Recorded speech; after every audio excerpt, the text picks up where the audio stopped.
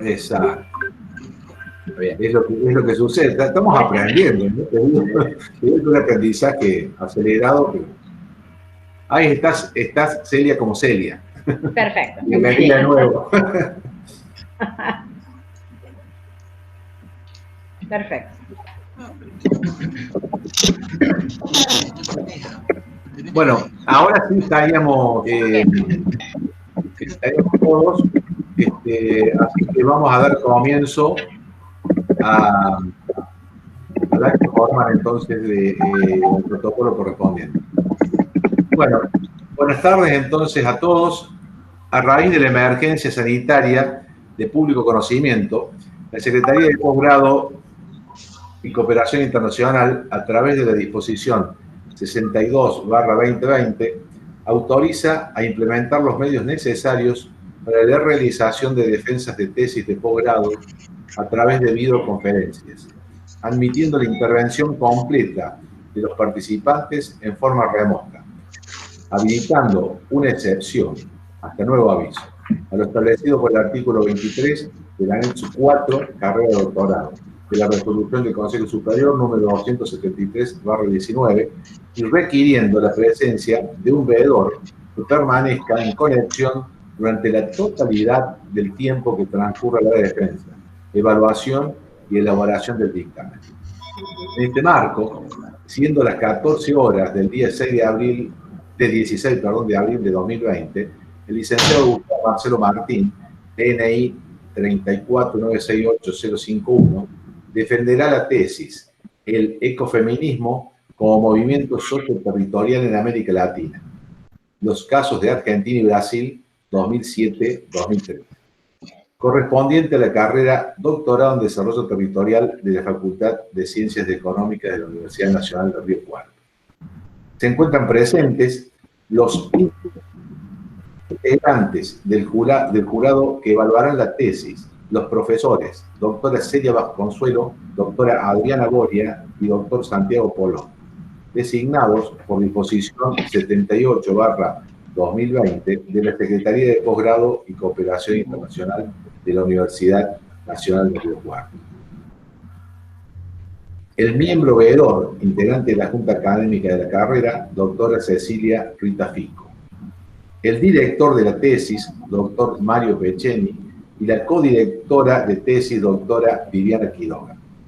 La secretaria de Posgrado y Cooperación Internacional de la Universidad Nacional de Río Cuarto, doctora Melina Talano, y el secretario de Posgrado de la Facultad de Ciencias Económicas, profesor Daniel Las Heras. En mi carácter de director de la carrera de doctorado en Desarrollo Territorial, quien les habla, Alfredo Baronio, y en nombre de la Facultad de Ciencias Económicas, quiero manifestar mi beneplácito y agradecimiento por hacer uso de las tecnologías disponibles que posibilitan llevar adelante este acto. A continuación invito al licenciado Martín a brindar su disertación. No sin antes decirte, Gustavo, que tienes un lapso de 45 minutos para realizar la misma. Al final de la misma vamos a seguir con todos los trámites que nos brinda y posibilita la disposición del secretario de Posgrado. Así que, sin más, te cedo ahora sí la palabra oficialmente para que comiences con tu defensa. Muchas gracias a todos. Gracias. Bueno, buenas tardes. Gracias por estar en esta instancia que nos toca, casi como a nivel humanidad, pasar por esto.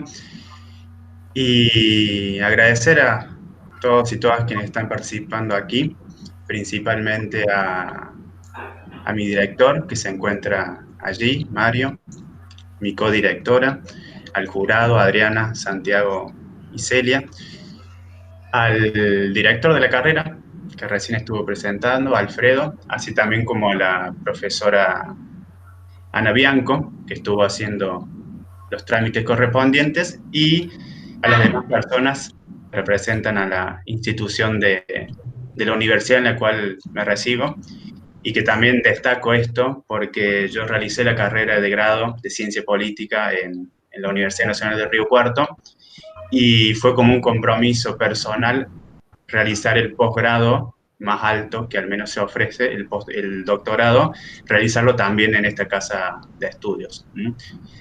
Aparte he hecho otras carreras de posgrado, de especialización y demás, pero yo quería que el título de grado y el título de doctor los obtuviese de esta casa de estudio, que de alguna forma es en la que me crié, digamos, académicamente. Así que quiero agradecer por eso. Ya me acostumbré un poco a este tipo de presentaciones porque incluso en el 2013, cuando tuve que rendir mi tesis de grado, había ocurrido una especie de medio huracán, así que se suspendió la presentación, se pasó a la semana siguiente y justo fue un día en que la policía provincial se había acuartelado, así que también se puso de nuevo y ahora tenemos la situación esta del COVID-19, así que como que ya me acostumbré que mis tesis valen, pero por la situación en la cual se presentan. Así que bueno, un poco con esta trayectoria que, como ya sabemos, esta es una instancia donde yo les presento el trabajo que he realizado durante estos 6 años, desde 2014 que empecé la carrera, y también como acto político, si se quiere, la presentación va a estar después pública para la gente que quiera acceder, así que también me voy a dirigir un poquito a esas personas que después tal vez puedan escuchar la tesis y que desde ya la tesis está atravesada por esta cuestión, en el caso que vamos a trabajar de género, y tiene que ver con devolverle también a la sociedad, a estas organizaciones con las cuales trabajé, devolverle un poco el conocimiento trabajado junto con ellas. Bueno, lástima que no se... Perdón, Gustavo, te puedo interrumpir un segundito y prometo no interrumpirte más. Se ha incorporado la decana de la facultad, ¿cierto? La contadora Susana Panela, y también se ha incorporado la vicedirectora, ¿sí?, de tu trabajo. Así que ahora sí estamos completos. Faltó presentarlas a ellas, así que buenas tardes, bienvenidas. Seguir, Gustavo. Buenísimo. Muchas gracias también a la señora decana y a mi codirectora que están presentes. Como les decía, lástima que no les puedo mostrar la tesis presencialmente, pero aquí está. Ha quedado bastante extensa, de unas 244 páginas en total, y como bien dijo el profesor Alfredo Baronio, el título es El ecofeminismo como movimiento socioterritorial en América Latina, los casos de Argentina y Brasil 2007-2013, que por algunas cuestiones particulares, sobre todo burocráticas, no le pudimos dar realmente el título que se merece a la tesis, que es el que les voy a mencionar a continuación. Yo a partir de ahora voy a proyectar mi pantalla para que vean las diapositivas. A ver.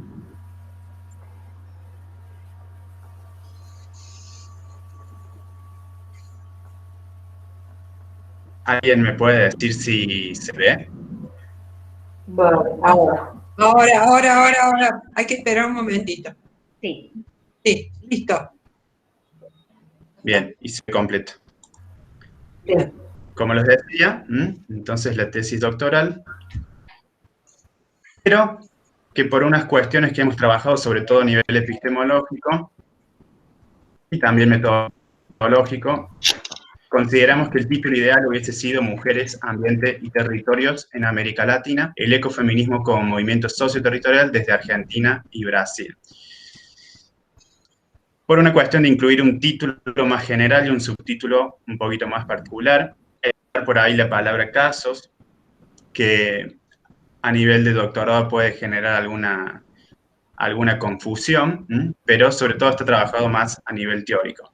Incluí, por ejemplo, esta palabra desde, y creo que ha atravesado toda la tesis, porque tiene que ver con no hacer, como veníamos tal vez haciendo desde las ciencias sociales de un modo más tradicional, hacer una práctica que le llamamos extractivista de conocimiento, de analizar, en este caso, por ejemplo, 4 organizaciones con las cuales trabajé, de hacer un análisis documental, un análisis en el que yo extraigo información de estos sujetos para después analizarlos. La idea era que estos sujetos se posicionan también desde un nivel teórico, construyen teoría.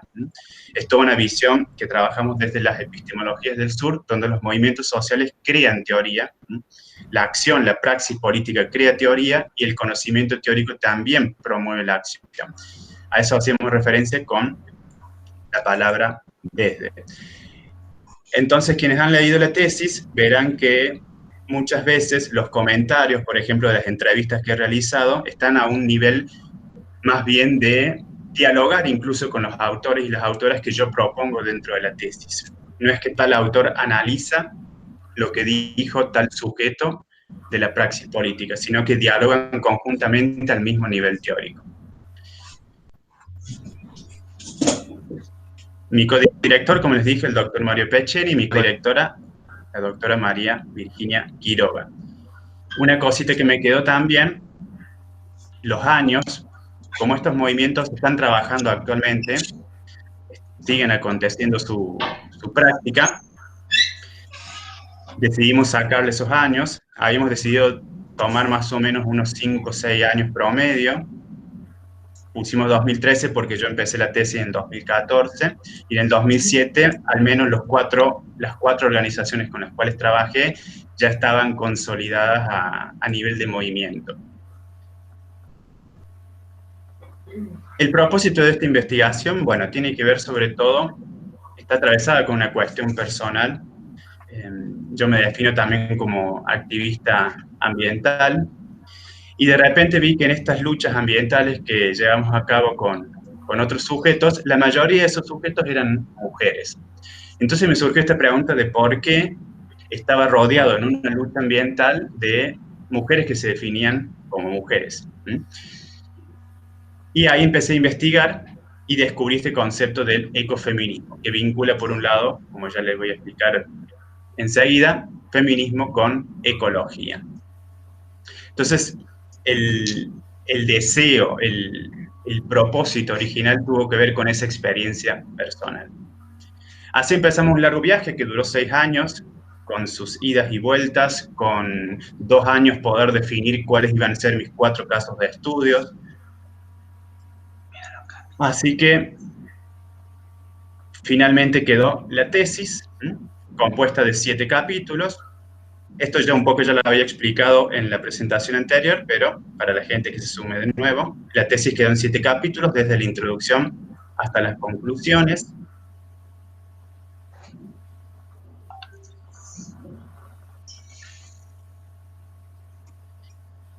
Estas de alguna forma fueron las preguntas con las cuales intenté responderlas por medio de los objetivos, en este caso el objetivo general, describir y analizar las relaciones entre las mujeres, la defensa ambiental y el territorio en América, con foco en los contextos recientes de Argentina y Brasil. Ellos se analizarán en el marco del ecofeminismo, entendido en tanto corriente teórica y movimiento socioterritorial a la vez. Este objetivo de alguna forma intentaba responder cuáles son los vínculos entre el género y el ambiente en América Latina a la luz del ecofeminismo. Respecto del ecofeminismo había como una especie de ida y vuelta en torno a si considerarlo una teoría o considerarlo también como un movimiento social. Y el título refleja un poco eso, entenderlo como movimiento o no, según la propia práctica de las organizaciones en estudio. Las grandes preguntas que me guiaron en la investigación fueron: ¿por qué la presencia mayoritaria de mujeres en luchas ambientales? Y allí el objetivo fue caracterizar el surgimiento y desarrollo de conflictos socioambientales clave que integran la problemática ambiental y de género en Argentina y Brasil. Trabajar, por ejemplo, la cuestión de género y la cuestión de mujeres específicamente fue un poco el cambio que le hice en la tesis. Los estudios de mujeres fueron una etapa histórica en los estudios de género, y me pareció importante recalcar que cuando hablábamos de género, no solo se refería a la construcción social sobre la sexualidad, sino específicamente estaba trabajando sobre estos sujetos definidos como mujeres. O al menos estos mismos sujetos que no han tensionado esa identidad respecto de sus cuerpos. Otra de las grandes preguntas es: ¿por qué la naturaleza era vista como mujer? ¿Por qué feminizamos a esa entidad que conocemos como naturaleza? Y allí el objetivo fue identificar las relaciones y articulaciones discursivas respecto del territorio entre las mujeres y la defensa del ambiente en Argentina. Es decir, me interesaba cuáles eran los discursos de estas mujeres al vincular su lucha como mujeres y su lucha ambiental. ¿Cuáles eran esos discursos de género y ambiente? Y el tercer objetivo, comparar las respuestas, prácticas, representaciones e identidades de los movimientos de mujeres seleccionados en Argentina y Brasil ante los impactos socioambientales que afectan su cuerpo y territorios. Esto de algún modo intentó responder cómo es el ecofeminismo en la región, podemos entenderlo como un movimiento social o solamente nos sirve como una teoría para entender las prácticas que están llevando a cabo estas organizaciones. ¿Qué es lo que es? Compara prácticas, representaciones e identidades. ¿Se escuchan ahí unas voces? Sí, ¿Pero la mía se escucha bien? sí. Sí. Perfecto. Bueno, la base epistemológica de la investigación, y que fíjense, después de, como voy a salir en la próxima filmina, después creo que de 4 o 5 años me di cuenta de cuál era la visión que yo estaba impregnando en la tesis, que era una visión más de tipo estructuralista, y ahí les voy a explicar por qué. La base epistemológica de la investigación está, sobre todo, atravesada por lo que entendemos por epistemologías del sur, una propuesta del sociólogo portugués Boaventura de Sousa Santos, que intenta rescatar los saberes de las propias luchas, entendidas también como teoría, y no solo como documentos a analizar por la academia, por así decirlo. Trabajamos desde una idea de investigación-acción participativa, es decir, yo también he estado trabajando con estas mujeres, al menos he participado de algunas de sus acciones. Investigación feminista, que intenta visibilizar las temáticas de género en la academia, y el paradigma de la interseccionalidad, concepto propuesto por Kimberly Crenshaw, una jurista estadounidense en 1989, para trabajar las identidades que se ubican justamente en los intersticios de los sistemas de género, de raza, de sexualidad, de nacionalidad. Ella específicamente trabajaba sobre el concepto de mujer negra. Ella decía, el movimiento feminista reivindicaba la lucha de la mujer blanca y el movimiento negro reivindicaba la lucha del hombre negro. Y de repente apareció un sujeto que era la mujer negra, que no estaba siendo defendida, por decir así entre comillas, por ninguno de esos dos movimientos. Y a su vez implicaba esta idea de que yo no puedo separar mi identidad y de que en un movimiento lucho por la cuestión negra y en otro movimiento lucho por la cuestión de género, sino que a mí me atraviesen esas dos identidades y hay estereotipos específicos sobre ese sujeto mujer negra. No es que solamente soy explotada u oprimida por ser mujer y negra, sino por ser mujer negra. Hay ciertos estereotipos en torno a la sexualidad, en torno al trabajo, que tienen que ver con ese sujeto producido en el intersticio. Esta teoría me sirvió, por ejemplo, para trabajar por qué las mujeres elegían ciertas identidades. Y no solo eran mujeres campesinas y mujeres quebradoras de coco, en el caso de Brasil. Y eran mujeres madres y mujeres asambleístas, en el caso de Argentina. No podían dejar de ser campesinas y dejar de ser mujeres, eran eso al mismo tiempo. La teoría fundamentada tiene que ver sobre todo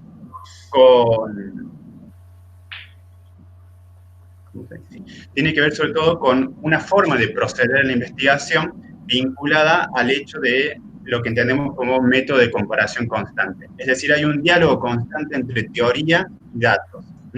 Voy yendo y viniendo, por eso la investigación también fue escrita a medida que se iba investigando y no la escritura como está al final, después de la investigación, una conexión entre datos y teoría. Y la teoría fundamentada nos dice que la teoría explica esos datos, no es que explica todos los datos que existen o proyecta hacia otros. Por eso lo que yo aquí expongo en la tesis son los resultados teóricos para estos 4 casos de estudio, que después, bueno, habrá que seguir continuando con la investigación.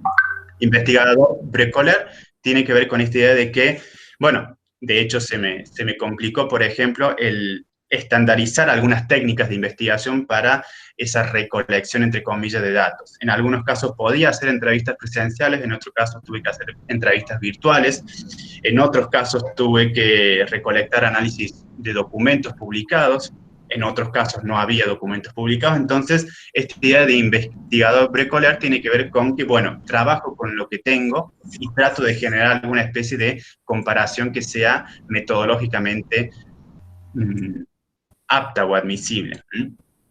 Como les anuncié brevemente, después de 4 o 5 años, creo que este último año me di cuenta, en 2019, que mi postura era una postura que le llamamos de marxismo-feminismo, donde las mujeres, por anticiparles el resultado de la tesis, las mujeres participan en luchas ambientales porque históricamente han estado confinadas a espacios domésticos de reproducción de la vida, del cuidado de la vida, de la manutención de la vida. Entonces, si de repente los recursos naturales son afectados por lo que entendemos a nivel general como neoextractivismo, como prácticas neoextractivistas, es lógico que estas mujeres salgan al espacio público en defensa de sus hijos, salgan al espacio público en defensa de un cerro, salgan al espacio público en defensa de la tierra con la cual trabajan.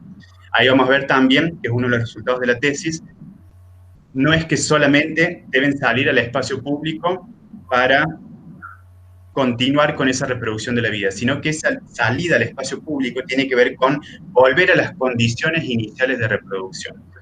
El marxismo-feminismo le criticaba al marxismo, por decir así a lo seco, que la plusvalía que se obtenía de un trabajador, lo que el patrón le pagaba a un trabajador, no incluía el trabajo que realizaban las mujeres en el hogar. Es decir, el patrón pagaba, por ejemplo, un salario que incluía la ropa, que incluía la comida, pero no incluía el cocinar la comida, no incluía el lavar la ropa. Pero de repente el marxismo-feminismo, más desde la corriente del materialismo francés, le va incluso a criticar a esta postura que no necesariamente lo público y lo privado, o la división entre trabajo productivo en el espacio público y el trabajo reproductivo en el espacio privado, es también, si se quiere, una división que no tiene que ver con la naturaleza del trabajo. ¿Por qué? Porque, por ejemplo, si una mujer cuida a una persona anciana en su hogar, eso va a ser considerado trabajo reproductivo, reproducir la vida. En cambio, si esa mujer cuida a una persona anciana en un geriátrico, eso va a ser considerado trabajo productivo porque obtiene un salario. Entonces, no hay una naturaleza del trabajo que diga que las mujeres se hacen cargo del trabajo reproductivo, sino que incluso del trabajo productivo. Y la división espacio público y espacio privado, lo vamos a ver que en los casos de estudio no necesariamente es así, porque en el campo no podemos hacer una división entre lo público y lo privado, por ejemplo. Esto, de alguna forma, era una visión estructuralista, que pensaba a las mujeres en una posición social, que es el espacio doméstico, y a los hombres en el espacio público. En algunos de los casos se va a notar esa diferencia, en otros no tanto, y la interseccionalidad me decía que en realidad es una cuestión más contextual. Una persona se define con ciertas identidades según el contexto, no necesariamente según la estructura. Y aquí entré en este debate, bueno, ¿desde qué visión me estoy posicionando? En realidad descubrí que ambas, de alguna forma, tenían un nexo, y estas mujeres asumían una identidad en la lucha, en un contexto determinado, por una estructura específica que les llevó a actuar allí.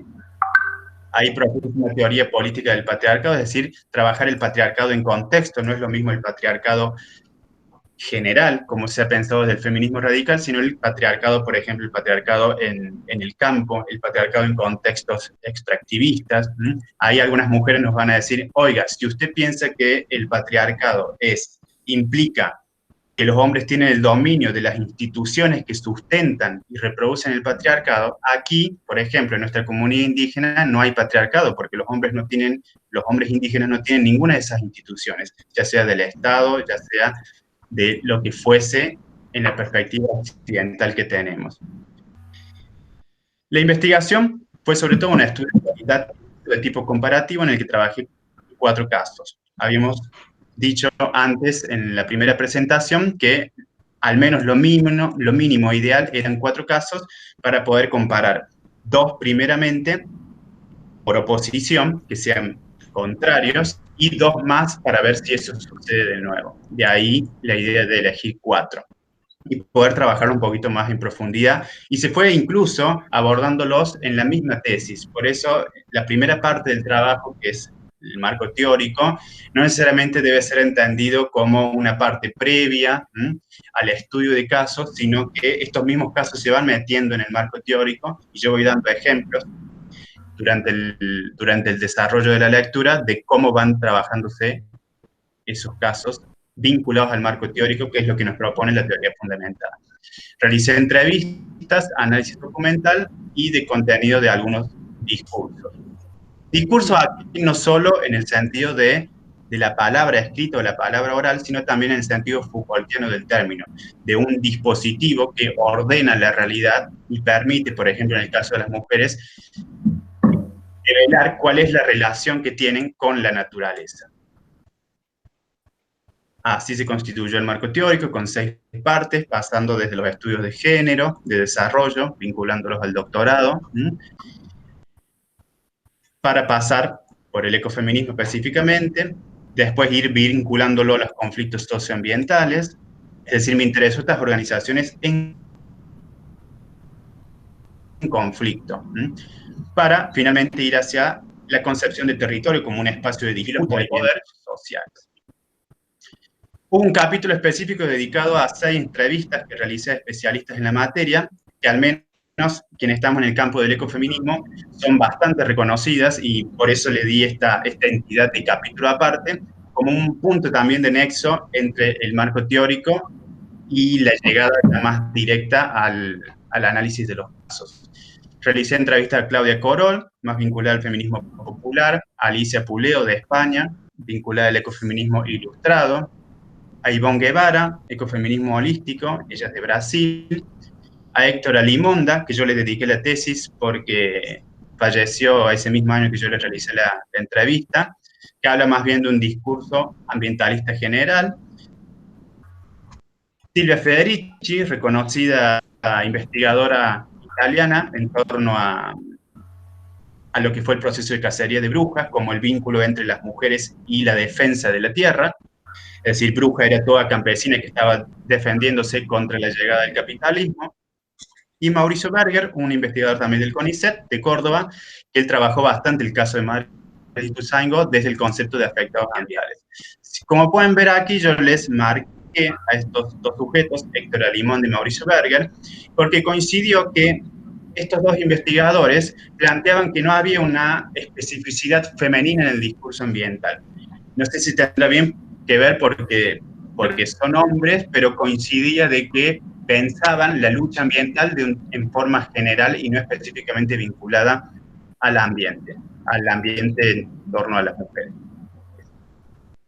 Después pasamos a la descripción y análisis de los casos de estudio. Ahí hice un breve contexto de por qué elijo Brasil y Argentina, porque había grandes luchas ambientales de mujeres en estos 2 países, compartían todo un proceso de reprimarización de la economía, de avance en materias de derechos, Argentina un poco más que Brasil, pero eso no implicaba que no existiera la lucha también en torno a los derechos de las mujeres en Brasil. Había lo que llama Maristela Esbampa, una feminización de las luchas ambientales. Si uno hace un recorrido de las luchas ambientales, al menos un 80 o 90% suelen estar lideradas e incluso totalizadas por mujeres, y eso era lo que me llamaba la atención en la investigación. Y al revés, una ambientalización también de las luchas feministas. De hecho, por ejemplo, el caso de Madres de Ituzaingó, ellas a veces participan en algunas organizaciones feministas, pero no por una cuestión de trabajar el género, sino para incluir en la agenda de esas organizaciones la lucha ambiental. Y el ecofeminismo nos plantea esto, que si queremos pensar una articulación del feminismo con otras luchas, quienes hoy en día están sufriendo una multiplicidad de opresiones son las mujeres del tercer mundo, justamente por el avance del neoextractivismo. En el caso de mujeres indígenas, como en Brasil, y mujeres campesinas, y en Argentina, con otras especificidades que vamos a ver. Entonces, bueno, estos casos yo al principio los había ordenado según cómo los fui definiendo o cómo los fui encontrando. Primero yo tenía el caso definido de Madres de Barrio Ituzaingó. Madres de Barrio Ituzaingó empezaron su lucha en 2002, 2001. Después en la tesis al final los ordené según por decir así, el año de inicio. A veces hay un hecho puntual, pero en otros casos vamos a ver que no tanto. Este es un barrio anexo de Córdoba, donde a partir de esta década, y más específicamente de 1990, comienza una serie de procesos de sojización de la zona y acompañado de fumigaciones o pulverizaciones aéreas, que caían sobre los hogares de las casas, sobre los niños jugando fútbol, tomando palabras de ellas. Entonces, de repente estas mujeres ven que gran parte de la población del barrio de repente empieza a usar barbijos, empieza a usar pañuelos, y en una población de 5.000 personas teníamos a lo mejor 100 casos de cáncer y leucemia, lo cual es, para las estadísticas de leucemia y cáncer, es muy grande. La problemática del agua fue una de sus primeras cuestiones, y a partir de allí empiezan a armar este grupo de madres. Ellas mismas nos dicen, me dijeron de hecho, bueno, preferimos elegir madres y no mujeres, y ahí empezamos a ver cómo estas organizaciones empiezan a definir su propia identidad, porque dice, tiene más valor para el Estado una madre que una mujer, e incluso para la sociedad. Pero como tampoco todos los vecinos apoyaban su lucha, o no querían implicarse hasta que fueran afectados sus cuerpos, sus familias, ellas dijeron, no podemos llamarnos tampoco vecinos, porque no somos todos. Entonces decidimos, bueno, somos madres. Nuestros esposos también estaban en lucha, pero sobre todo cumplían funciones de cuidado o funciones de reproducción de la vida cuando estas mujeres estaban en el espacio público, pero en su mayoría eran madres. Pasaron por un gran evento histórico en el 2012, que fue la causa madre, donde por primera vez, incluso en América Latina, se condena a un productor y a un aerofumigador por estas prácticas de fumigación. Es una lucha puntual, local, y ellas empiezan a articular sin tensionar la cuestión de género, se reconocen como madres, pero el trabajo es sobre todo en lo ambiental. Es lo que le llamamos, desde la teoría, como he visto en la tesis, una conciencia femenina en vez de feminista. Se reconocen como mujeres, pero no tensionan necesariamente el rol de la mujer del cuidado de los hijos. Ellas simplemente dicen, y con justo valor de sus palabras, bueno, somos madres, nos hacemos cargo de los hijos. Es así. De hecho, por ejemplo, yo extraje algunas breves citas. Dice, por ejemplo, éramos amas de casa que salimos a cortar las rutas sin ser piqueteras, a lavar los platos a la calle. Esta evidencia también de implicarse en la lucha por seguir manteniendo la reproducción de la vida. Y lo que llegué a la conclusión final de estos 4 casos, como vamos a ver después más adelante, es que no se trata solamente de reproducir la vida, de reproducir el cuidado, de seguir manteniendo esa economía familiar, esa doméstica, sino de volver a generar las condiciones iniciales de esa reproducción. No se trata solamente de cuidar a los hijos, sino que ahora los tengo que cuidar en contextos de despojo, los tengo que cuidar en contextos de extractivismo, los tengo que cuidar en contextos de contaminación. Entonces el trabajo de estas mujeres es por volver a las condiciones iniciales de reproducción de la vida, lo cual es un doble esfuerzo para ellas. El segundo caso que seleccioné es el movimiento de mujeres campesinas, que si bien en 2003 ellas van a realizar un curso nacional donde va a haber participación de 14 estados de Brasil. Esta organización está en casi todo el Brasil, en algunos estados un poquito menos. Bueno, a partir de este año ellas decían, bueno, nos vamos a conformar como movimiento. Y es una de las principales características entre los casos de Brasil y Argentina, porque en el caso de Brasil, que tomé de estudio, existían organizaciones previas, lo que yo le llamo ahí, había una juridización de la lucha. Hoy creo que el término más ideal sería más bien una institucionalización. Es decir, primero se han organizado en torno a, por ejemplo, articulaciones municipales, en torno a asociaciones estatales, pero no se reconocían como movimiento social. Eso va a suceder después, cuando en Brasil se da sobre todo el proceso de privatización de tierra en los 90. Entonces este caso creo que me parece fundamental, porque al revés de los casos de Argentina, las mujeres en el caso de Argentina comienzan como un tipo de protesta o como un movimiento, y después devienen en un proceso de institucionalización. Es decir, por ejemplo, en el caso de Madres Ituzaingó, el caso anterior, recién hace pocos años ellas se van a instituir como asociación de madres, como una asociación civil. En el caso, por ejemplo, de Famatina, que ya les voy a mostrar, terminan creando un partido político. Creo que eso es uno de los aspectos centrales que tal vez tengan que ver también con la magnitud de los movimientos. En los casos de Brasil son movimientos multitudinarios, estamos hablando, por ejemplo, acá de más de 100.000 personas, mientras que en los casos de Madre Ituzaingó y Asamblea de Famatina en Argentina son más pequeños. Entonces, bueno, ellas se reconocen como feministas, como ecologistas, no como ecofeministas.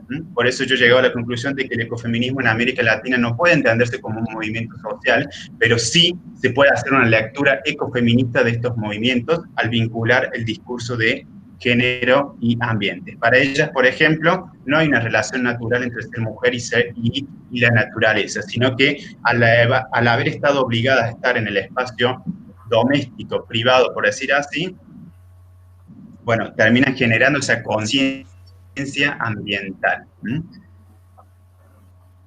El tercer caso también de Brasil es el movimiento interestatal de quebradoras de coco Babaçu. Aquí me llama mucho la atención que ellas se definían como extractivistas, no como neoextractivistas, sino como extractivistas, diciendo, bueno, vivimos de la tierra, o sea, no hay práctica, si queremos vivir y alimentarnos, que no sea extractivista. El tema es el neoextractivismo. Ellas realizan todo con el coco. De hecho, la palmera de coco, Babaçu, que es el nombre específico, le llaman la planta madre. Realizan desde jabones, aceites, hasta con estas, por ejemplo, almendras, hacen harina, hacen toda una serie de comidas, viven de eso, y es un trabajo específicamente de mujeres y niñas que transmiten de generación en generación. Ahí se quiere una visión más esencialista.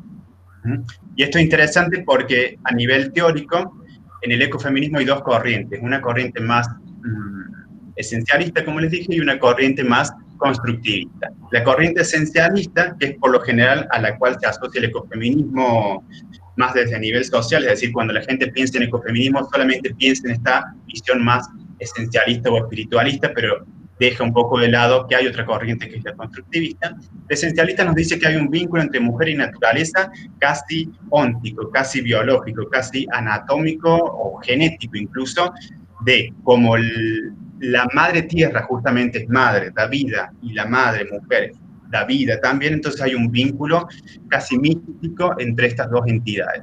Pero hay una diferencia también entre considerar a la naturaleza como madre y considerarla como mujer, son dos cosas distintas. Y la otra corriente del ecofeminismo nos plantea una visión más constructivista, diciendo, bueno, hay una relación, las mujeres están más relacionadas, al menos en algunos contextos, están más vinculadas con el ambiente, con la naturaleza, y por eso participan mayoritariamente de las luchas ambientales, pero no por una cuestión esencialista, sino porque han estado confinadas a la reproducción de la vida en el espacio doméstico. Entonces, si hay desmonte, es lógico que estas mujeres que se hacen cargo de la comida tienen que recorrer más distancias, si hay desertificación, el agua cuesta más buscarla, entonces todo eso termina repercutiendo en esfuerzo y tiempo sobre ellas. Si los niños, niñas se enferman, son ellas quienes salen en esa defensa ambiental. Y esto se ve, por ejemplo, en el caso de Madres Ituzaingó, donde se ambientalizan, pero porque en realidad están reivindicando una cuestión de salud. Es decir, yo quiero que mis hijos estén sanos y no estén más contaminados o no sufran cáncer o leucemia. No por una conciencia ambiental per se, sino que se terminan ambientalizando por un hecho puntual previo que tiene que ver con la salud, con la defensa de la tierra. Y el último caso, Asamblea de Famatina.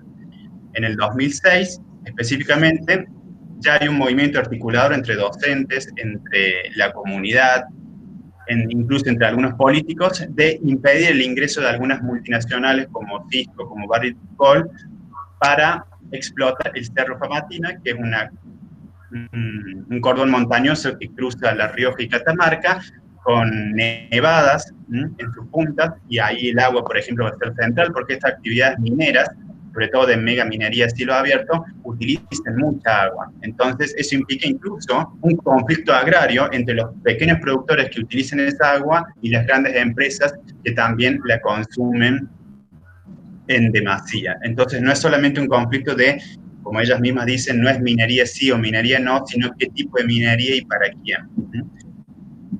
En este caso, yo quise escoger este caso porque era algo particular. El grupo, la Asamblea de Famatina, que también se reprodujo en otras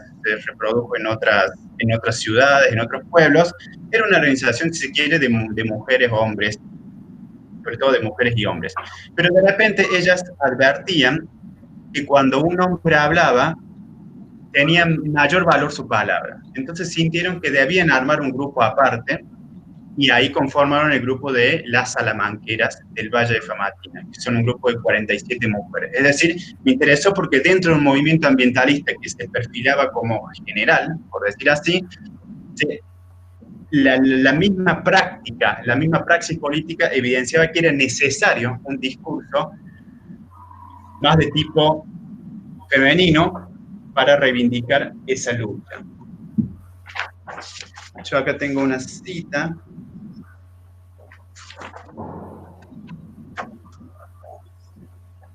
Dice, eso nos llevó a la necesidad de poder juntarnos solo mujeres y poder hablar de eso, porque este patriarcado y este machismo habita dentro de las asambleas, en la relación con nuestros compañeros y con muchas compañeras mujeres, que por ahí se manifiesta con que habla un varón y es la palabra autorizada, la palabra.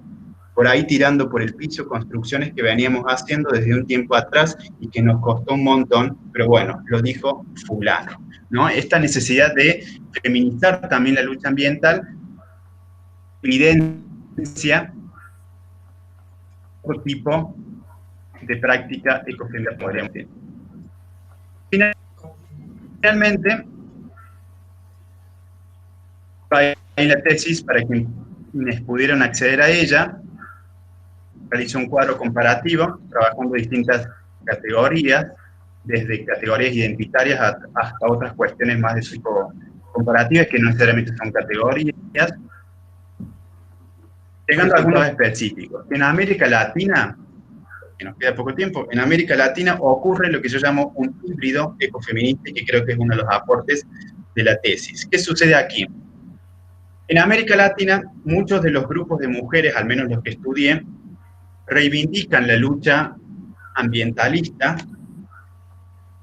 reconociendo que es por el rol que cumplen como madres y como mujeres en la economía patriarcal, es decir, no desde una visión esencialista de decir, por ser mujer debo hacer esto, sino justamente porque como mujer, en tanto clase social, he sido ubicada en un espacio específico, que es el de la reproducción de la vida. Bueno, siendo conscientes de esa construcción cultural, asimismo reivindico filosofías pachamámicas que se trabajan bastante o que se han desarrollado en América Latina.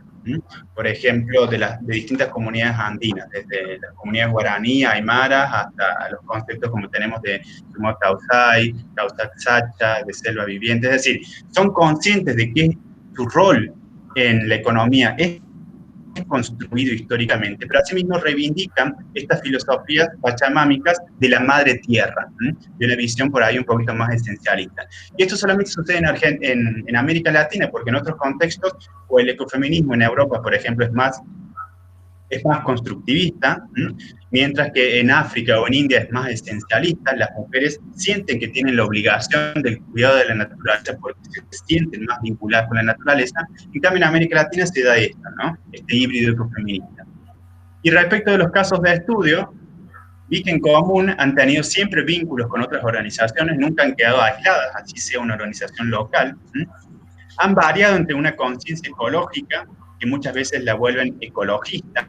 Por ejemplo, el caso de Quebradoras de Coco tiene una conciencia ecológica del cuidado de la tierra y de un respeto a la naturaleza.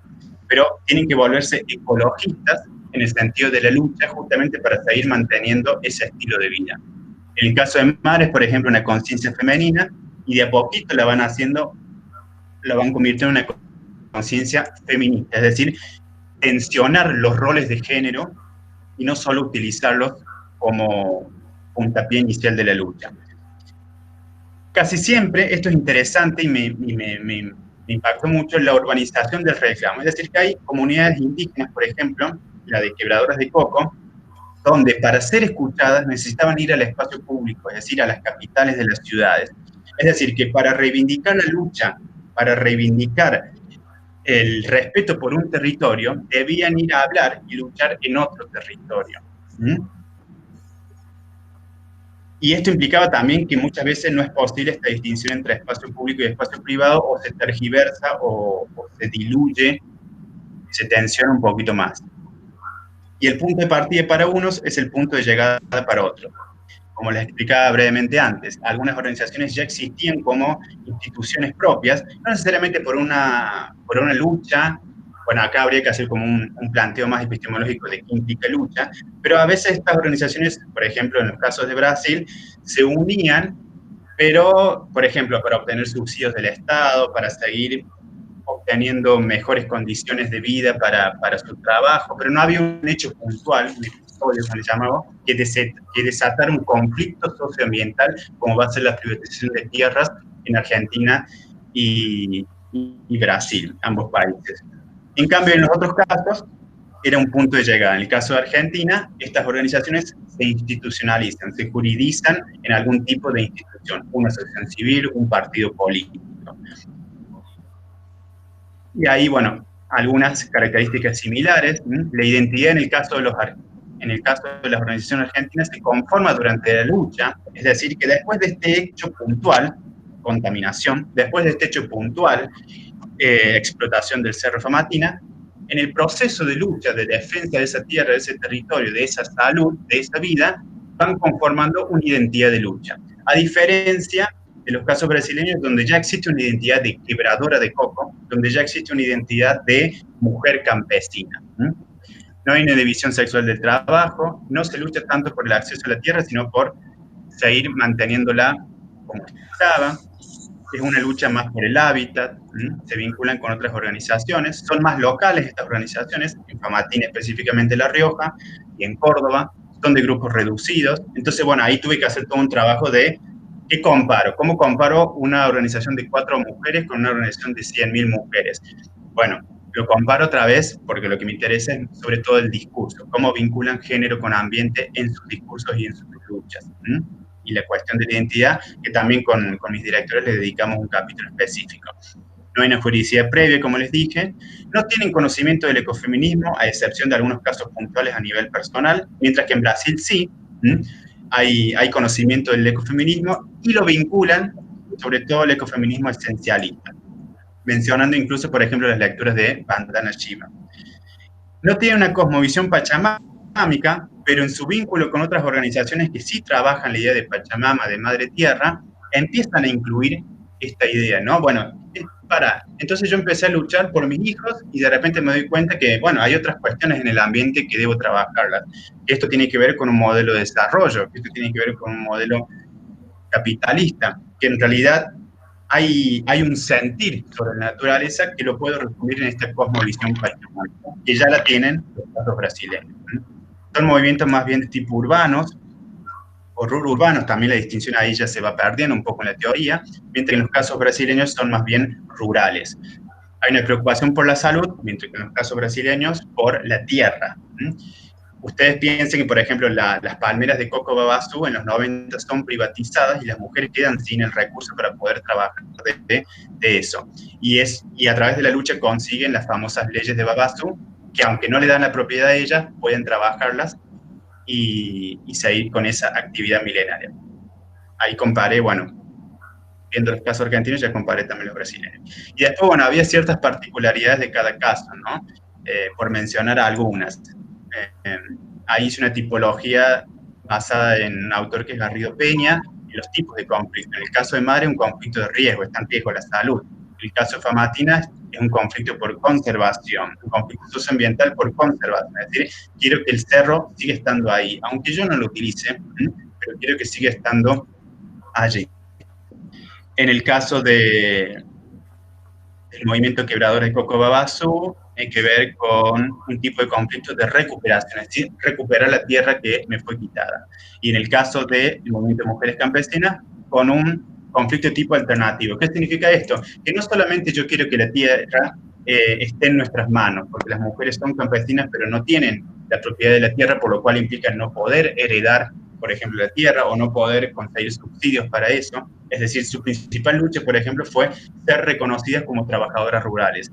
Oiga, digamos, acá no existe lo de público-privado. Todo lo que yo realizo en el campo es el mismo trabajo que realiza mi esposo campesino, es decir, yo tengo que además cuidar a mis hijos, pero sigo haciendo el arado, sigo haciendo la cosecha, es exactamente todo lo mismo. A lo sumo, vendo esos productos en el mismo campo, ¿no? A la orilla de la ruta. Entonces, la tesis también sirve para eso, para atencionar las divisiones que hemos construido entre espacios públicos y espacios privados.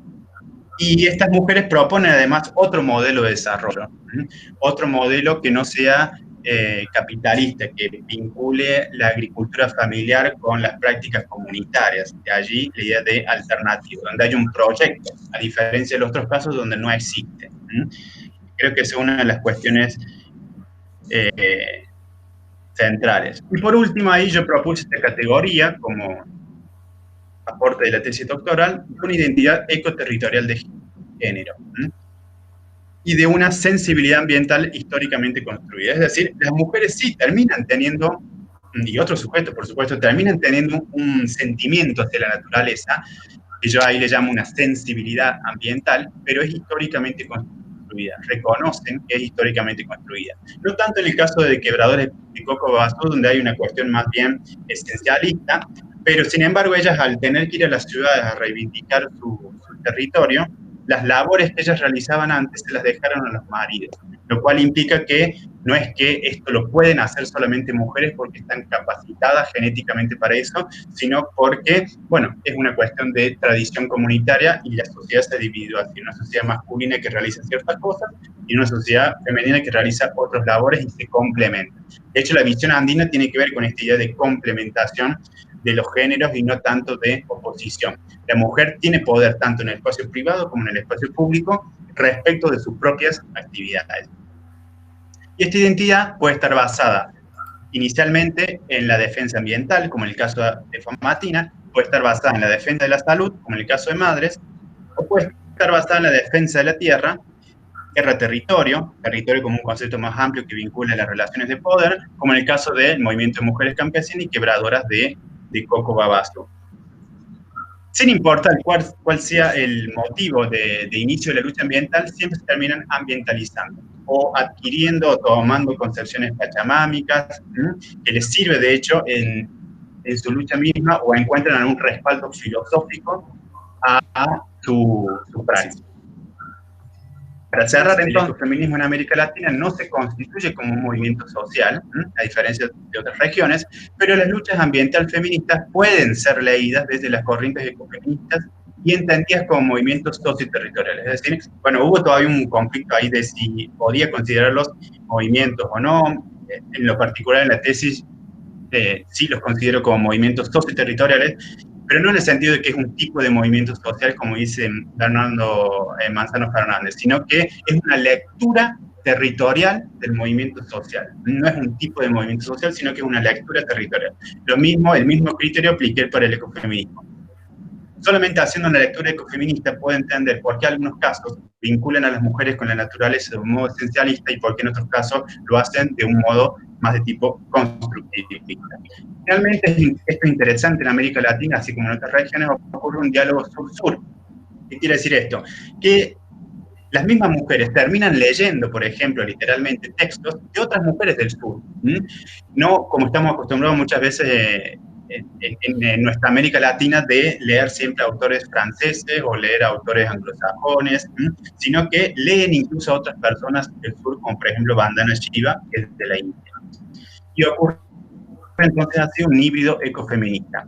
Reconoce una sensibilidad ambiental que es históricamente construida, pero eso no quita que reivindiquen una filosofía pachamámica de la madre tierra. Creo que ese concepto de Pachamama urbana resume lo que intento decir aquí. Esta filosofía pachamámica, contextos urbanos. Economía del cuidado en contexto de despojo, esto lo descubrí casi el último, se trata de volver a producir las condiciones iniciales de reproducción de la vida. Es decir, no solo reproducir la vida, no solo cuidar, cocinar o lavar la ropa, sino volver a generar las condiciones para que yo pueda realizar ese labor. Y la gran pregunta que quedará para otra investigación, ¿qué pasa con las personas que cuidan? ¿Quién cuida a quienes cuidan? ¿No? ¿Qué pasa con estas mujeres cuando cuidan a sus hijos y se enferman? ¿Quién las cuida? Bueno, las cuidan otras mujeres, las cuidan otras organizaciones, se forman redes de solidaridad femenina. Para cerrar, otras investigaciones que yo ahí auspicio, tal vez, bueno, trabajar nuevos casos de estudio y también países, e ir generando algún proceso de sistematización de ello. Trabajar prácticas ecofeministas, por ejemplo, los grupos hoy en día de mujeres que vinculan el parto, por ejemplo, con los ciclos lunares y ese tipo de prácticas que, más allá que sean esencialistas, no son prácticas de empoderamiento femenino, que les llamo. Trabajar el lenguaje, ¿por qué? En un sentido más semántico, ¿por qué este término en el otro? Trabajar maternidad y pobreza en contexto de conflicto socioambiental. No es casualidad que donde hay conflictos socioambientales o donde hay mega minería de cielo abierto, también hay casas de prostíbulos, por ejemplo. Bueno, son hombres de las empresas que van a trabajar solos. Bueno, hay toda una cuestión de género en torno al despojo ambiental que es interesante trabajar y que se viene trabajando.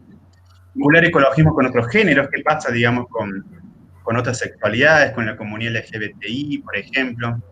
Y la cuestión de los derechos animales que pocas veces son mencionados o son vistos como recursos, no como una lucha propiamente de las mujeres. Como digo ahí, no es lo mismo considerar a la tierra como madre que como mujer, son dos connotaciones políticas diferentes.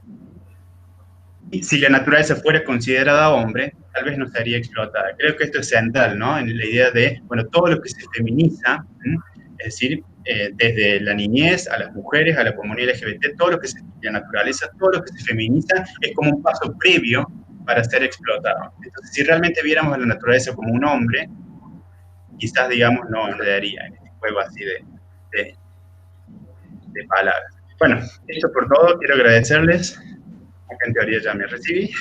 Quiero agradecerles, bueno, también a mi madre, a todos mis amigos, amigas, que después escucharán a ustedes. Voy a dejar de compartir aquí. Bueno, muchas gracias. ¿Me ven ahí? Sí, te vemos. Muchas gracias. Bueno, agradecerles por las palabritas, todo este esfuerzo también virtual de realizar esto. Son 6 años, es casi un pedazo de la vida. Y como por ahí digo, bueno, no le recomiendo a nadie hacer una tesis doctoral, pero es de lo más lindo que me ha pasado. Así que gracias. Muchas gracias a vos. Un aplauso. Muy bien. Esperamos un aplauso para Gustavo. Y esperamos entonces ahora los comentarios de la evolución del jurado. Así que les cedo la palabra al jurado para que delibere en el sentido público, que lo haga en relación a lo que nos acaba de presentar.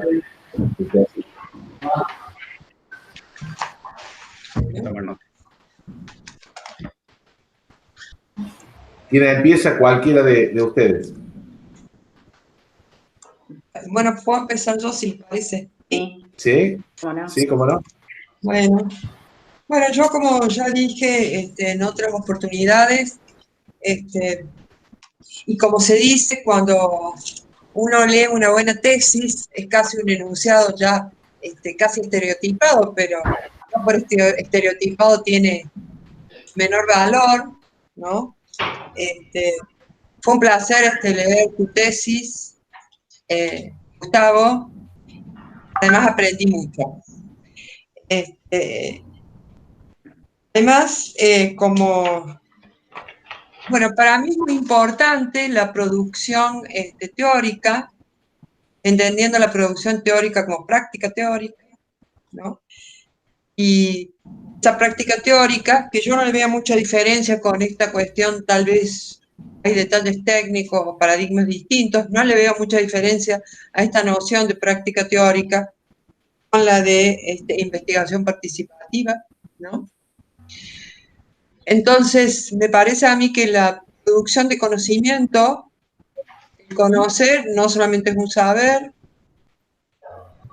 sino que también es un transformar. O sea, que conocimiento y transformación para mí son parte de una misma cosa. Yo veo esa propuesta en tu tesis, o esas posibilidades que se derivan de tu tesis. Eso me parece realmente importante. Junto con eso hay una propuesta, un registro ético, que también rescato, ¿no? Pero sobre todo yo quería subrayar este itinerario, esta construcción que yo veo de ir probando, ir pensando categorías teóricas, desechando e ir construyendo. Y eso es muy significativo, muy importante para mí en una tesis doctoral. Como ejemplo, creo que yo lo mencioné en algunas de las devoluciones que hice, la cuestión de la categoría mujeres, ¿no? Es decir, instituir el término mujeres como una categoría teórica y diferenciarla y explicar por qué sí y por qué no. Yo no sé si podemos dejar de ser estructuralistas, yo creo que sigo siendo estructuralista por ahí, digamos, con toda la crítica que le hemos hecho al estructuralismo. Bueno, por ejemplo, la utilización del término bricoler, ¿no? Bricoler y bricolage, que son términos del arte estructuralista, ¿no? Es decir, me parece, pensando en los orígenes, ¿no? Me parece importante esta definición que tomás del marxismo-feminismo, ¿no? Es fuerte esa afirmación de yo soy marxista feminista, digamos, en el sentido amplio, ¿no? No personalizándolo. Y, bueno, centralmente era eso, Gustavo. Te agradezco mucho la construcción de la tesis.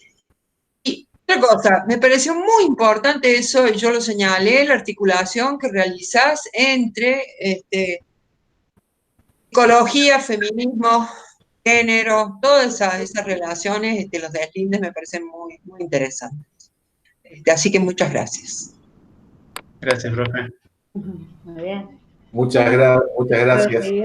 Sí, Celia. Bien. Yo quisiera argumentar entonces sobre dos cuestiones que me parecen muy interesantes que se plantean en la tesis. En primer lugar, la idea de trayectoria. Es una tesis que muestra una trayectoria. El pensar, cuando pensamos, me parece que no pensamos los científicos sociales como si fueran explosiones, ¿no? Pensamos como en una línea de trayectoria. Tenemos una idea, una hipótesis, tenemos objetivos, y después en el transcurso de la investigación los vamos reformulando, revisitando, y en todo caso, es lo que vos marcaste en tu intervención de ahora, pero que también se nota a lo largo de toda la tesis, ¿no? Es una trayectoria. Se nota que es una tesis que fue pensada y que ese pensamiento sobre la tesis uno puede advertir y registrar muy bien una trayectoria. Una trayectoria donde la teoría se nota que dialogó permanentemente con los datos y que a su vez después cerró a partir de los datos, como vos lo marcaste muy bien, como a partir de algunos datos, a partir de las entrevistas, pero sobre todo veo a través del análisis de los discursos de esos movimientos, vos revisitaste las teorías. A partir del análisis de los datos, revisitaste las teorías. Tomaste aspectos de la teoría para orientar la búsqueda de los datos y luego revisitaste la teoría. Lo marcaste varias veces, también lo marcás varias veces en la tesis, revisitar esta idea del ecofeminismo, del movimiento socioterritorial como una expresión dentro de los movimientos sociales, en fin. Eso, primera cuestión que me parece interesante. La tesis como una trayectoria. Y después, la segunda cuestión que quisiera recuperar es la construcción histórica, la construcción teórica de esta tesis, ¿no? Toda tesis doctoral tiene que, por definición, realizar un aporte teórico, me parece que está muy logrado, pero además, no solamente una tesis doctoral que se apoya sobre una teoría, no sobre cualquier teoría. Justamente se apoya sobre una teoría que me parece muy coherente con el objeto de estudio, con los sujetos sociales que fueron objeto de estudio, la epistemología del socio. Porque podríamos haber parado en otra teoría, ¿no? Para abordarlo. Bueno, me pareció muy acertada también la idea desde qué lugar teórico uno analiza los sujetos de estudio. Y como parte de esta teoría, me parece a mí, también yo quisiera destacar muchísimo la construcción al final, este esfuerzo por construir una tipología nueva, ¿sí? Nueva, donde la cuestión de la identidad, que es harto compleja en las ciencias sociales, sin embargo, esta cuestión de la identidad me parece que la trabajaste muy bien, a tal punto que abre el camino para la construcción de una tipología. Me parece que es muy interesante porque toda tesis abre un problema, registra una trayectoria en el intento de encontrar respuestas y después no cierra sola, sino que cierra con nuevas preguntas, ¿no? Y me parece que esas nuevas preguntas se deducen no solamente a partir de las conclusiones que vos colocás en el trabajo, sino fundamentalmente por lo que vos sugerís a partir de la tipología que construiste. Así que, bueno, ha sido un placer leer la tesis, y un placer también acompañar esta trayectoria de pensamiento que se nota a lo largo de la tesis. Nada más. Muy bien, muchas gracias, Oli. Gracias, profe. Santiago. Sí, bueno, yo en primer lugar, lógicamente, felicitarlo a Gustavo, mucho más años, digamos, de que empezó un doctorado. Siempre para mí fue, digamos, un compañero, digamos, un compañero de pensamiento, un compañero, digamos, de luchas, un compañero, digamos, con el que siempre me sentí, digamos, un tipo de vinculación, no solamente académico, sino aquí muy importante. Por eso para mí es un gusto y un placer, digamos, estar en este momento simplemente validándole a los que ya logrado esta instancia, digamos, para un ejercicio de aprendizaje, que no nada cosa. Yo las... Perdón, se corta un poquito. La dificultad para... A ver, no sé si ahí me escucharán un poco mejor. Sí, el problema es que se corta, no el volumen, pero a ver, te escuchamos. A ver, voy a intentar cambiar. Ahí te escuchamos bien. Segundito. Ahí te escuchan. Ahí está bien. Ahí me escuchan bien. Ahí te escuchamos. Bueno, decía simplemente lo siguiente. A Gustavo yo ya lo conozco hace muchos años.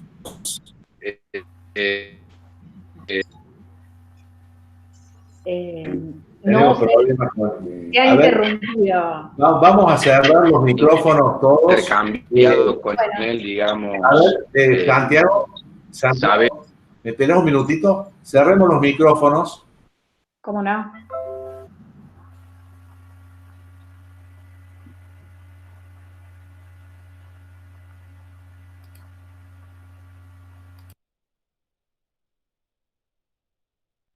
Voy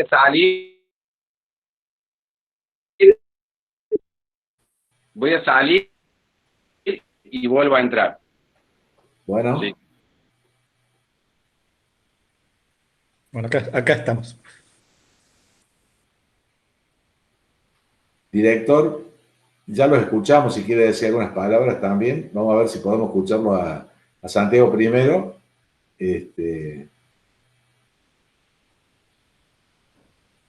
A ver si... Ahí parece que... ¿Me escuchan ahí?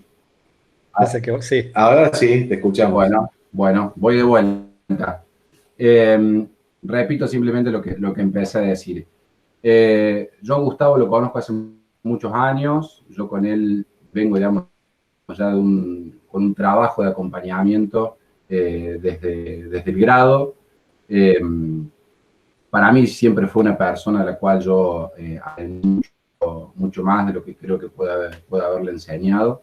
Y estar en esta instancia, digamos, para mí es, por supuesto, que me pone muy, muy feliz. Uno no hace más que validar, digamos, o intentar validar algo que él ya ha conseguido. Ahí dice que abandone la reunión, no sé por qué. ¿Me escuchan? Sí, dale, te escuchamos. Bien.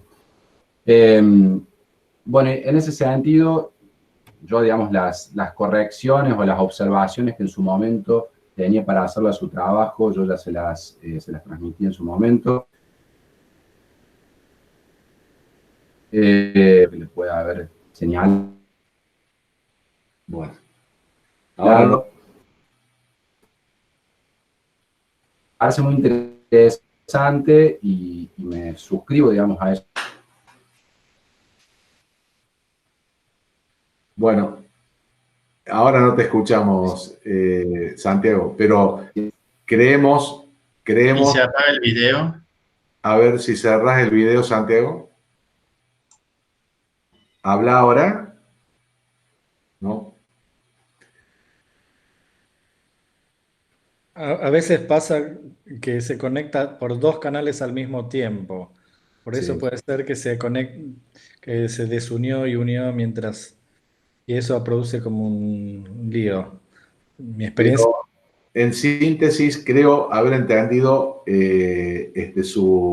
digamos, su beneplácito y su apoyo, por supuesto, a este acto, que él lo considera también como una actividad de compañerismo académico, a pesar, como él dice, de que ha sido su alumno, pero lo ha considerado siempre como un colega en los avances sobre estos temas. Así que bueno, si querés, no sé si te habrá interpretado bien, Santiago, cualquier cosa necesitamos después que cuando deliberes con tus colegas del jurado, si querés dar alguna opinión o si puedes ahora interrumpirnos y hablar vos, te escuchamos. Perdón, Santiago se acaba de desconectar. Ah, bueno. Seguramente está intentando volver a conectarse. Perfecto. Mientras tanto, Mario, si querés decir algo, te escuchamos con gusto. Hola, buenas tardes. No sé si me ven.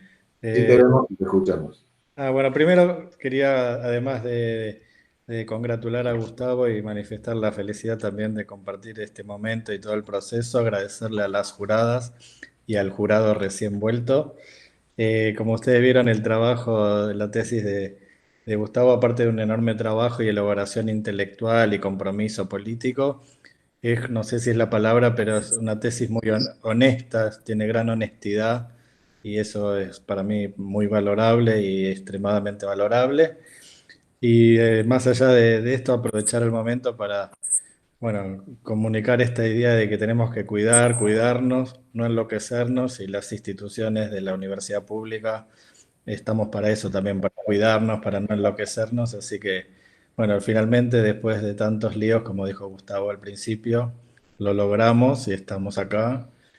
Por supuesto, hubiera preferido estar allá y que estemos todos juntos y juntas, pero bueno, una manera de cuidarnos es que se pueda concluir el proceso de la defensa de tesis, de que se doctore, y que la felicidad, bueno, la vivirá cuarentenado, pero la va a vivir también cada uno de nosotros y sobre todo Gustavo. Así que bueno, felicitaciones Gustavo y gracias. Muchas gracias, Mario. Gracias, Mario. Santiago, ¿te escuchamos ahora? A ver. Está Mico también, creo. Ah, perfecto. Te escuchamos, si querés decir alguna palabra, Virginia. ¿No nos escucha, Virginia? Sí, ahí estoy. Bueno, ahí estoy, también. No, simplemente sumarme a las felicitaciones para Gustavo. Me parece que su trabajo ha sido una apuesta teórica y metodológica muy innovadora. En su momento parecía muy arriesgada también vincular tantos temas que hay conexos, y sin embargo la tesis logra articularlos y presentarlos de una manera así que simplemente sumarme a las felicitaciones, agradecerlos, las lecturas, el seguimiento que han tenido las juradas y el jurado respecto del trabajo, que hoy lo vemos en la tesis, pero que responde a una trayectoria larga. Él mismo dijo, es un buen fragmento. Así que bueno, felicitar también a quienes acompañaron ese seguimiento y a quienes estuvieron en la organización del doctorado, pudieron adaptar la defensa a los cambios que la pandemia y que el contexto actual nos trajo y nos sorprendió a todos. Así que simplemente es gracias. Gracias, Vicky. Gracias. Santiago, si quieres ahora, te escuchamos, o si no, lo dejamos para que lo digas por escrito. Sí, ¿se me escuchan? Sí, te escuchamos. ¿Me escuchan? Sí, sí. Yo después le voy a transmitir en todo caso lo que le quería decir a Gustavo personalmente. Yo lo quiero mucho, lo aprecio mucho y la verdad que me pone muy contento su trabajo. Pero quería simplemente también aprovechar rápido para también agradecer y felicitar y celebrar lo que ha hecho el doctorado. ¿Por qué digo esto? Porque es un doctorado en una facultad de ciencias económicas que muchas veces nos aparece a los que hacemos, digamos, estamos en el ámbito de las ciencias humanas, nos ha aparecido muchas veces como lejano. Y sin embargo, yo noto, digamos, que con el trabajo de Gustavo, lógicamente lo noto, que tiene una vocación de apertura y de transdisciplina tan necesario, digamos, para vincular el tipo de saber, el tipo de disciplina por ahí que se estudia en la Facultad de Ciencias Económicas con las perspectivas humanistas. Entonces me parece que esta es una alquimia necesaria, fundamental, y que en algún punto, digamos, lamento muchísimo que no sé en qué momento de nuestra historia se fue bifurcando, pero celebro muchísimo lo que ha hecho, digamos, ese doctorado al habilitar, digamos, este tipo de trabajo, este tipo de investigación, darlas hoy, digamos, con un título de doctor. Bueno, de mi parte, como director del doctorado y en nombre de la facultad, por supuesto, y de los miembros de la Junta Académica, agradezco tus conceptos. Desde que se creó esta carrera, estamos para eso. Creo que lo estamos logrando de a poco. Y bueno, para nosotros es realmente un orgullo ya tener con Gustavo 12 egresados, que me parece que van a enriquecer un poco la actividad interdisciplinaria y realmente el conocimiento y ampliar el conocimiento que puede estar brindando la facultad. A partir, por supuesto, de su grupo de docentes, también están muy comprometidos. Así que yo, en este diálogo que has tenido la oportunidad, y te agradezco de haber hecho la apertura, Santiago, este diálogo, por supuesto, quiero agradecer a todos, incluso a las autoridades de la universidad también, que nos han acompañado y nos vienen acompañando desde el comienzo de la carrera. Además, por supuesto, las autoridades de la facultad que también están presentes.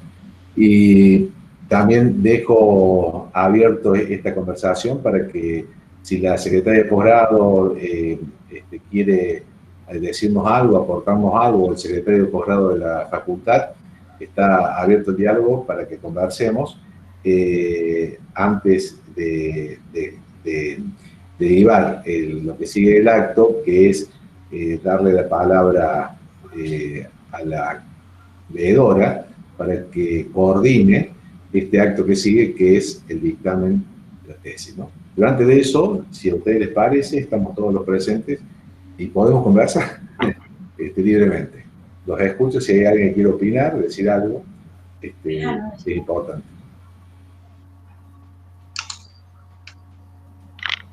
Melinas. Alfredo, digo, ¿me ¿sí? escucha?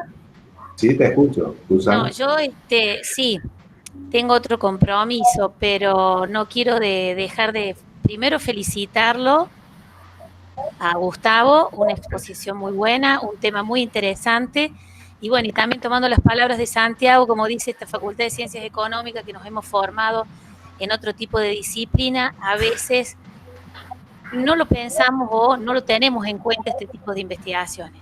Lo que sí yo quiero destacar, primero, agradecerle, bueno, al doctorando, y a toda la gente que ha hecho posible esta conexión, a los jurados, a la universidad, también por todo ese pleno apoyo que siempre nos ha estado brindando. Y bueno, contarles un poquito que este doctorado también ha tenido una historia y desarrollo donde ha venido abriendo ese horizonte que nos parece muy positivo y muy bueno, y que no solamente con la historia que ha tenido, sino también a las personas que lo hacen. O sea, como decía recién Alfredo, los docentes, las autoridades, no solo de la facultad, sino también de la universidad. Y bueno, y a los postulantes, hacia los alumnos, a todos aquellos que traen esa impronta y esa innovadora con este tipo de proyectos. O sea, yo los felicito nuevamente, bueno, que disfrutes, como decía uno de los jurados también, el director, la plena cuarentena es no solamente un día esplendoroso por el hecho, sino también algo histórico, porque no te vas a olvidar nunca de cómo hiciste esta defensa de tesis, en qué contexto. Simplemente agradecerles a todos ustedes, y yo con esto simplemente me despido porque tengo otra reunión que me están esperando. Así que bueno, y poner a disposición todo lo que esté al alcance de la facultad, en todo lo que sea posible, desde ya para cualquier actor, no solamente del doctorado, sino cualquier otra persona, poner a disposición lo que la facultad tiene y lo que la facultad puede hacer en conjunto y en redes. Desde ya, muchísimas gracias. Gracias, Susana. Muy amable, muy claro. Chao.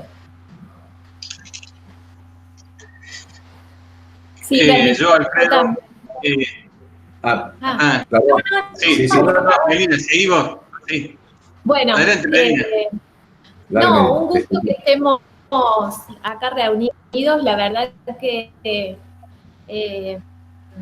la situación no es sencilla, pero hemos encontrado la manera de seguir dando avance a estos realmente los broches de oro importantes, interesantes, que hacen al cierre de un arduo trabajo de investigación, de doctorado. Aprecio muchísimo y los admiro, Gustavo, todo el conocimiento que has desarrollado con esta tesis.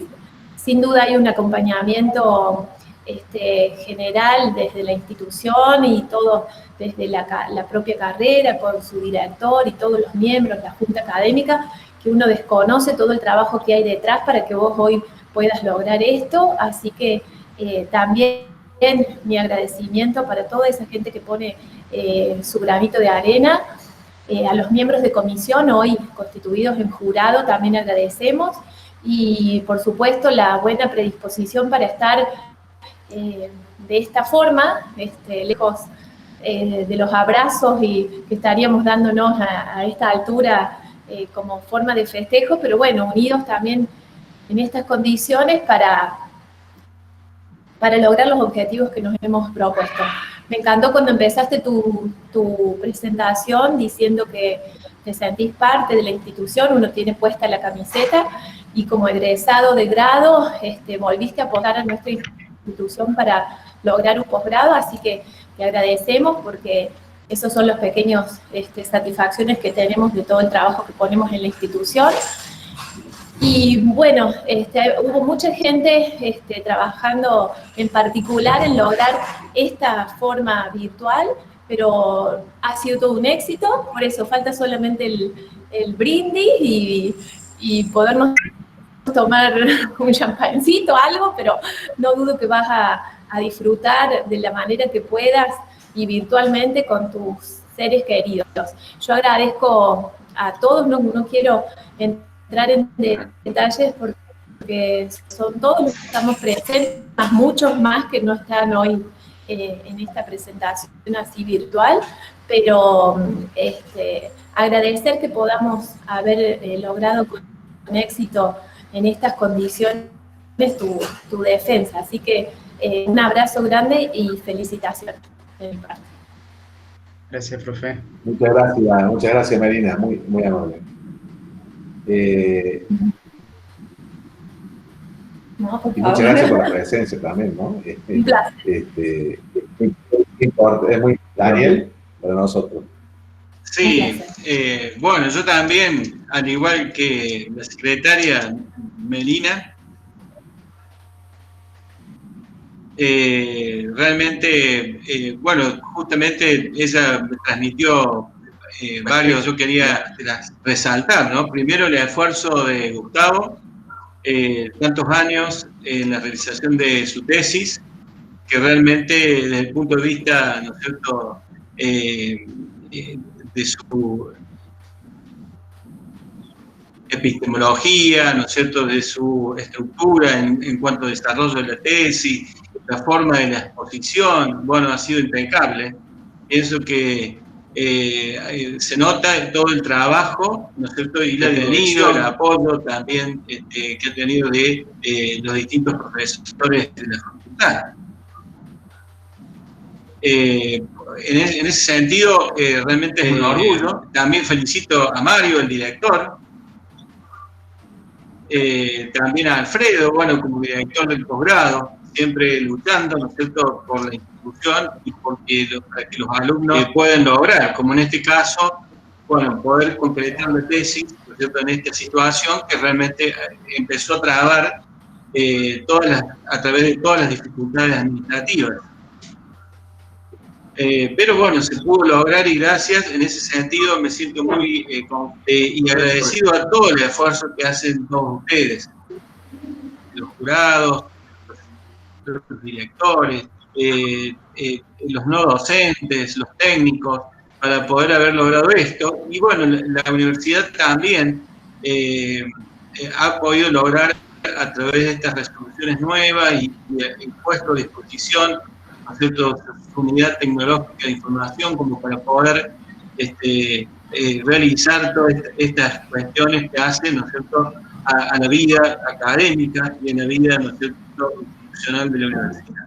Así que, Alfredo, bueno, yo también te agradezco mucho, vos como director, ¿no es cierto?, del doctorado, realmente lo considero que siempre he estado trabajando mucho y se nota realmente el cariño y el amor que tenés al doctorado. Y la importancia que tiene el doctorado. Bueno, justamente nos enteramos que también el doctorado ha sido categorizado por CONEAU bien, por 6 años más, y con una buena calificación. Entonces, también la institución sigue apoyando, ¿no es cierto?, y sigue trabajando para mantener este doctorado. Bueno, Gustavo, te felicito y te agradezco mucho la exposición de tu tesis. Fue un placer. Gracias, profe. Muchas gracias, Dani, por tus conceptos. Y por supuesto, Gustavo, vos sos la figura central de esta ceremonia, así que nuevamente, estoy muy orgulloso. Me acuerdo de los primeros pasos cuando estuve como alumno en el doctorado. Ahí te conocí y siempre me gustó, digamos, tu actitud frente a tu trabajo final y realmente al cursado del mismo. Así que muy orgulloso de que llegues a esta instancia y que podamos, bueno, en algún momento nos iremos a poder abrazar realmente en este país y a pesar de la pandemia. O si no, por lo menos, como dice Melina, poder tomarnos, hacer un brindis reunidos, aunque sea en una ceremonia sencilla, quizás cuando te juntes a que se oficialice la entrega en papel, digamos, podamos, entre todos los que estamos presentes acá, juntarnos. Quiero agradecer también, bueno, nuevamente, las felicitaciones grandes e inmensas para vos. También para el director, para la codirectora, y quiero agradecer también, no le hemos mencionado todavía, a Ana, mi colaboradora de toda la vida, que, bueno, ha logrado ayudarnos en esto para poder, junto al equipo técnico, a Carlos Agorrel, que también nos ha acompañado en esta instancia haciendo soporte técnico, para que todo esto funcione. También, por supuesto, no sé si me olvido de alguien, como dijo Melina Recesio, empieza a mencionar, en una vez comienza a olvidar de algunas personas que a todos, por supuesto, le agradezco muchísimo, ¿no? Creo que dije al resto de los integrantes de la Junta Académica también, acá estamos con Cecilia, y precisamente Cecilia, estaríamos dando el mando, digamos, para que como veedora organices creo que ya lo habían hablado con Daniel y con Ana, como y con el jurado también, para que se organice la reunión en privado, ¿sí?, para emitir el dictamen, que luego regresaremos todos y lo podríamos, algún miembro del jurado ir a leer. Están disponibles los soportes técnicos. Creo que ¿Cómo hacemos? ¿Nosotros nos vamos o ellos van a otro lado? ¿Cómo es? Bueno, ahí se lo dejo a ver, Ceci o Ana. No, se genera otra comunicación. Ana, antes que nos vayamos, quiero decir antes que nos desconectemos, no sé si me escuchan. Dice Se te escucha bien. No, antes que nada, bueno, felicitar a Gustavo, Sí. a su director y a su codirectora. Y bueno, que realmente estoy en carácter de veedora y para poder, digamos, posibilitar o darle un marco de legalidad a este procedimiento nuevo que por suerte se ha encontrado para poder llevar adelante esta defensa en este contexto tan especial, pero que realmente ha sido un gusto escuchar la presentación y me ha parecido muy interesante la presentación y por supuesto todo el trabajo de tantos años que está por detrás de esto. Así que no quería que se desconectaran todos antes de felicitar a Gustavo especialmente, a sus directores y por supuesto a todo el equipo de la carrera que lo ha acompañado en este proceso. Ahora sí, Ana, te dejo la palabra. Muchas gracias, Ceci. Sí, Ana. No, por favor, gracias a ustedes. Para que, bueno, nos indique cómo seguimos procediendo. Sí, la manera de proceder ahora es generar una reunión privada entre los miembros del jurado, el veedor, y yo sugiero que esté también el secretario de posgrado de la facultad y la secretaria de posgrado de la universidad, porque hay ahí algunas pequeñas cuestiones que deberían quedar bien claras y son ellos dos quien los puede, respecto de las firmas y demás.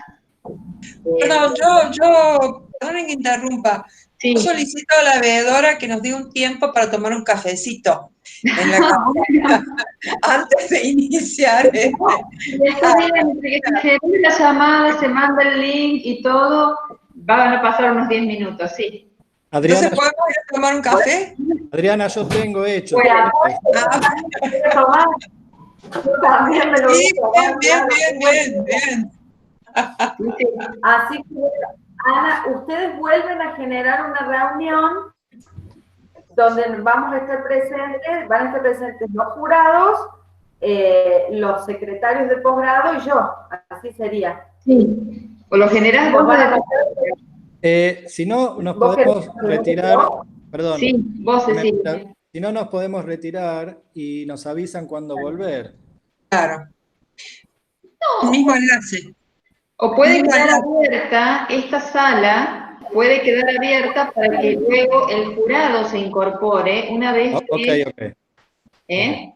Así puedan realmente hacer una reunión privada y que no esté vinculada a la cuenta de posgrado de la facultad. O sea, vamos a recibir otro enlace ahora, tenemos que fijarnos en otro. Sí. Bien, pero mientras tanto, vale el café. Bien, gracias. Bueno, entonces nos desconectamos. Desconectate de esta y yo ya te llamo y te ayudo a generar la otra. Bien. Bueno, ¿me llamás o cómo hacemos? Te llamo. Te llamo y te ayudo. Perfecto. Listo, bueno, hasta dentro de un ratito. Chao, suerte. Chao. Adiós. Chao, hasta luego. Adiós. El resto nos podemos quedar conversando si quieren acá un rato y si no, bueno, cada uno.